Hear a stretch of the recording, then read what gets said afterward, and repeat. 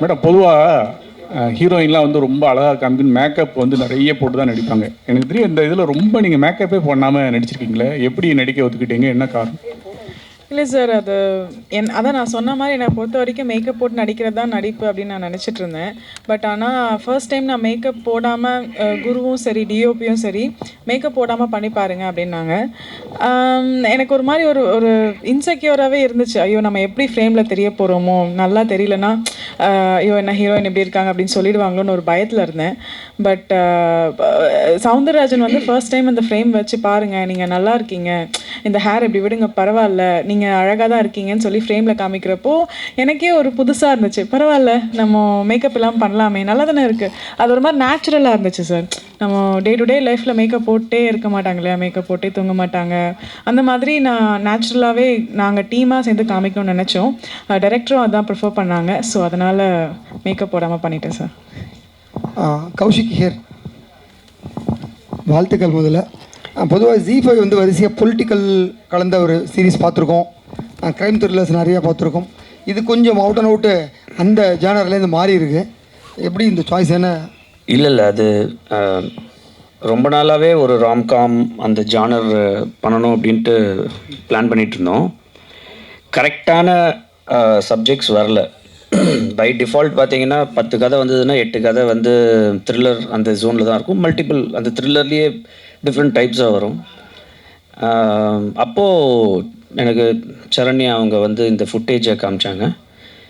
நான் சொன்னேன் இல்லையா, அந்த ஃபஸ்ட் எபிசோடில் அந்த சீன் குரு சார் அந்த அந்த சேஸில் வந்து அந்த இது பார்த்த உடனே அந்த அந்த ரொம்ப ஒரு யூஸ்வலாக நிறைய இந்த மாதிரிலாம் வரும், நாங்கள் அக்வயர் பண்ணுறதே கிடையாது. ஃபார் த ஃபர்ஸ்ட் டைம் பார்க்கும்போது குவாலிட்டியாக எல்லாருமே அவரோட ரியாக்ஷன்ஸ் ரொம்ப க்யூட்டாக இருந்தது, இவங்களோட ரியாக்ஷன்ஸ் ரொம்ப க்யூட்டாக இருந்தது, இந்த மியூசிக் அங்கே அந்த கரெக்டாக இருந்தது, the way it was shot was very nice.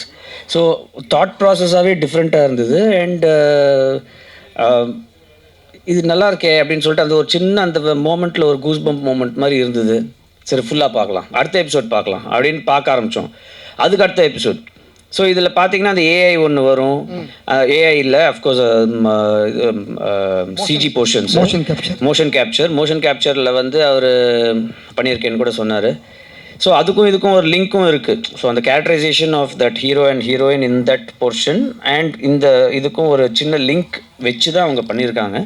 வித்தியாசமாக இருந்தது. ஸோ அதனால தான் we went ahead with this. Sir, director sir, உங்களுக்கு ஒரு கேள்வி. போலீஸார் வந்து உண்மை கண்டறியும் சோதனைக்காக ஒரு மிஷின் வந்து வைப்பாங்க. அது அறிவியல் பூர்வமாக வந்து 100க்கு 100 வந்து உண்மை கிடையாது. எங்கே நம்மளை பற்றி கண்டுபிடிச்சிருவாங்களோன்றதுக்காக குற்றவாளி தானே வந்துட்டு எல்லாத்தையும் ஒப்பிச்சிடுவான். ஏன்னா அது கண்டுபிடிச்சிருமோ மிஷின்னு, நமக்கு அவமானமாக இருக்குன்ட்டு. இந்த லவ் மீட்டரும் அது மாதிரி தானே.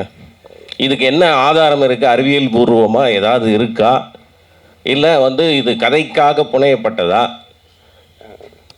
அது மாதிரி அதுக்கு அந்த இன்ஸ்பிரேஷன் என்ன சொல்லுங்க.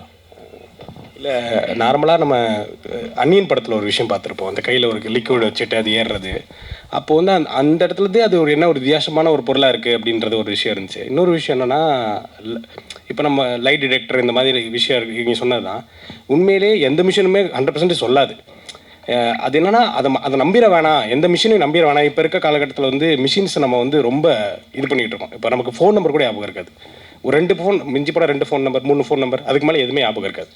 இதே மாதிரி தான் நம்ம ஒரு மிஷினை டிபெண்ட் பண்ணிடக்கூடாது அப்படின்றதான் பாயிண்ட்டு.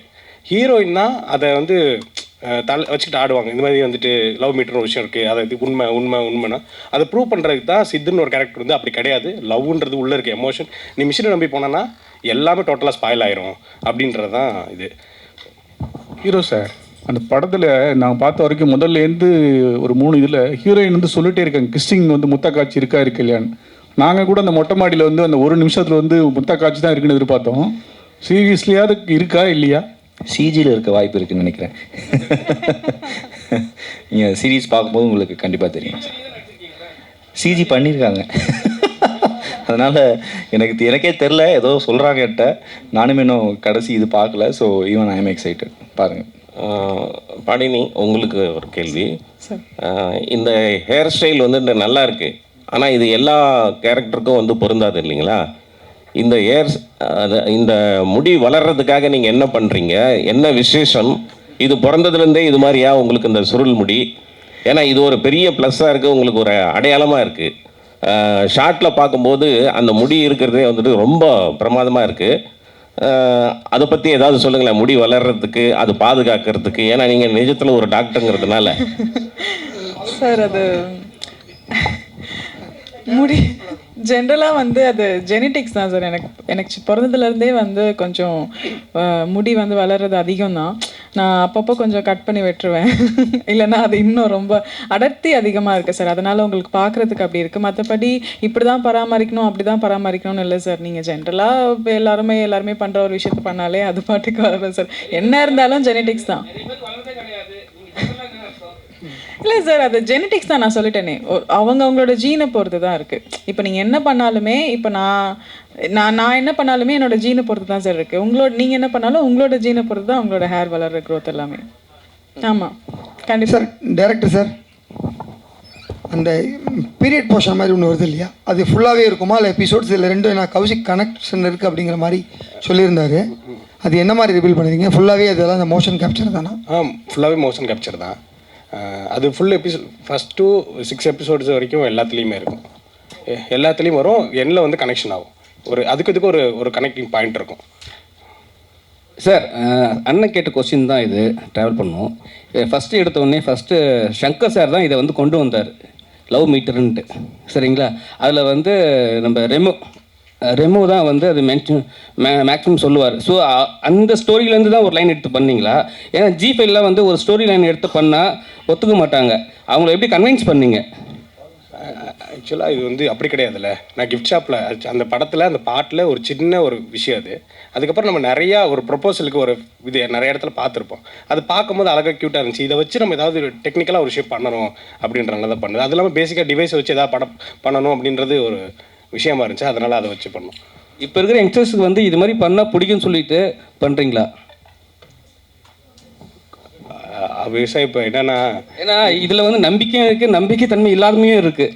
சரிங்களா? ஏமாத்திர நிறைய விஷயமும் இருக்குது. அதுக்காக தான் கேட்டு விடுங்க, ஆன்சர் பண்ண முடியாது. அதுதான் எண்டு. அது சொல்லிட்டா நல்லா இருக்கு. யங்ஸ்டர்ஸ்க்கு பிடிக்கும். ஏன்னா அவங்களுக்கு வந்து நம்ம மனசுக்குள்ளே என்ன இருக்குன்றது நம்மளுக்கு தெரியும்ல. நம்மளை ஏமாற்றிக்க முடியாது, மற்றவங்கள வேணால் ஏமாற்றலாம். இது வந்து மற்றவங்களையும் ஏமாற்ற முடியாத ஒரு ஃபேண்டசி உலகம். அதில் நம்ம ட்ராவல் பண்ணால் எப்படி இருக்கும் அப்படின்ற ஒரு சின்ன ஒரு எக்ஸைட்மெண்ட் எனக்கு தெரிஞ்சு உங்களையும் ஏமாற்றிட்டு இருக்காங்க டைரக்ட் போர்ஷன். ஏமாறாத ஆள் கிடையவே கிடையாதுங்க. நான் ஏமாற மாட்டேன்னு சொன்னால் நம்ம தான் முட்டாள். ஏதாவது ஒரு ரூபத்தில் ஏதாவது ஒரு விதத்தில் எங்கேயாவது நம்ம ஏமாந்துட்டு தான் இருக்கோம். ஜீல எப்பவுமே வந்து எல்லா சீரியஸும் போடுவாங்க மேக்ஸிமம். டைம் இல்லையா? ஏன் 3 எபிசோட் மட்டும் போட்டிங்க? இப்போ எபிசோட் இருக்குது, மொத்தம் 6 எபிசோடு இருக்குது. இப்போ தான் ஆரம்பித்தோம் ப்ராசஸ்ஸு. ஸோ எங்களுக்கு ஏற்ற மாதிரி நாங்கள் சில இந்த சவுண்ட் டிசைன் அதெல்லாம் நாங்கள் பண்ணுறதுக்கு கொஞ்சம் எங்களுக்கு டைம் தேவைப்படுது. அது இல்லாமல் ப்ராசஸாக இந்த ப்ராஜெக்டை பார்த்து எடுக்கலாம் அப்படின்னு டிசைட் பண்ணி இன்றைக்கி வந்து அதை ஒரு சின்ன ட்ரிம்மிங் போர்ஷன் அதெல்லாம் பண்ணி கொண்டு வரத்துக்கு ஒரு டைம் கேப் தேவைப்படுது. பட் அடுத்த வாரம் ரிலீஸ் பண்ணுறதுக்கு முன்னாடி மீடியா நண்பர்களுக்கு வந்து அதை ஒரு டீசர் மாதிரி போட்டு காமிக்கணும் அப்படின்றதுக்காக தான் இந்த 3 எபிசோட்ஸு.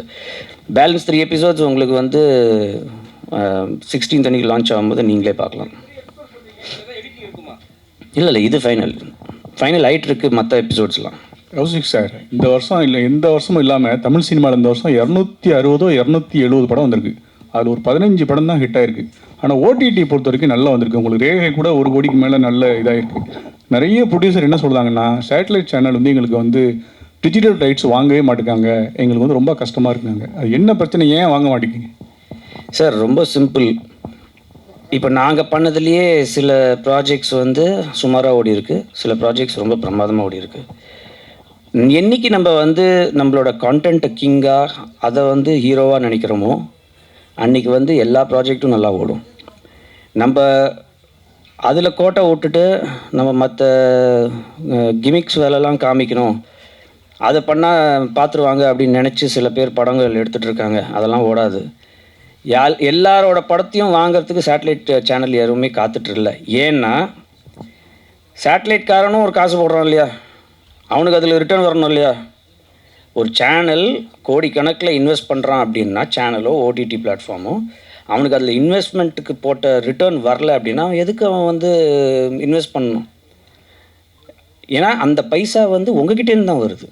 ஒரு சப்ஸ்கிரிப்ஷன் உங்ககிட்டேருந்து வாங்குகிறோம். உங்ககிட்டேருந்து வாங்குகிற பைசாவில் நாங்கள் உங்களுக்கு கொடுக்குற அந்த ப்ராஜெக்ட்ஸ் வந்து எவ்வளோ முடியுமோ நல்ல ப்ராஜெக்ட்ஸாக கொடுத்தா தான் நீங்கள் மறுபடியும் எங்ககிட்ட வருவீங்க. இல்லைனா அது வந்து நாங்கள் உங்களை ஏமாத்துகிற மாதிரி தானே ஆகும். அதனால் எல்லா ப்ராஜெக்டையும் எடுக்க முடியாது, நல்ல ப்ராஜெக்ட்ஸை எடுப்போம். சார், இயக்குனர் சார் அவர்களுக்கு சார், தமிழ்நாட்டில் இந்தியாவில் தொடர்ந்து காதல் பண்ண ஆணவ கொலைகள் நடந்துக்கிட்டு இருக்கு. இந்த சூழலில் நீங்கள் வந்து ஒரு லவ் மீட்டரை வச்சு லவ்வை கண்டுபிடிக்கிறீங்கன்னு சொல்கிறீங்க. இதுக்கான காரணம் என்ன? இன்னொரு வாட்டி.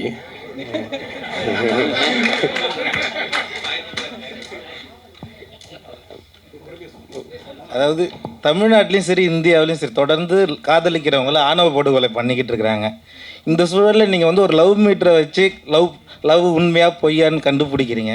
இதுக்கான காரணம் என்ன?